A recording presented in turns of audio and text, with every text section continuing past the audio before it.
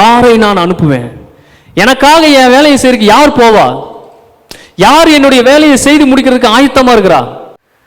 இங்க வந்து எப்படி உட்காந்துருக்கீங்க? யாரோ ஒருத்தர் சொல்லியிருக்கிறாங்க, யாரோ ஒருத்தர் விதையை உங்க இருதயத்தில் விதைச்சிருக்கிறாங்க. அவங்க தேவ அன்பை சுமந்துட்டு உங்க பிரச்சனைலாம் பார்க்கும் பொழுது ரொம்ப கண்ணீர் வடிச்சு ஜெபம் பண்ணியிருப்பாங்க. அந்த ஜெபத்தோட நிப்பாட்டியிருந்தாலும் பலன் இல்லை.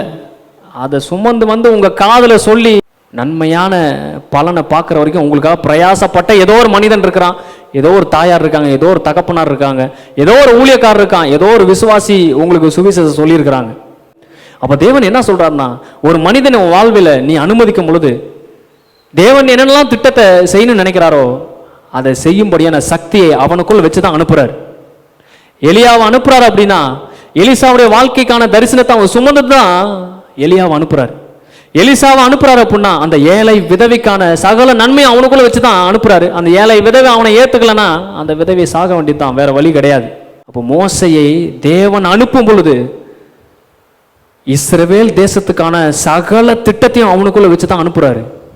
அவனை ஏத்துக்கல அப்படின்னா அந்த திட்டத்தையும் அவங்க ஏத்துக்காத மாதிரி, தேவனையே ஏத்துக்காத மாதிரி, அந்த மோசையை அவங்க ஏத்துக்கல அப்படின்னா இவங்க 400 வருஷம் இவங்க ஜெபம் பண்ணி வேஸ்ட், உபவாசம் பண்ணி வேஸ்ட், இவங்க பாடுபட்ட எல்லா பாடுகளும் வேஸ்ட், அடிமையா இருந்தது வேஸ்ட்.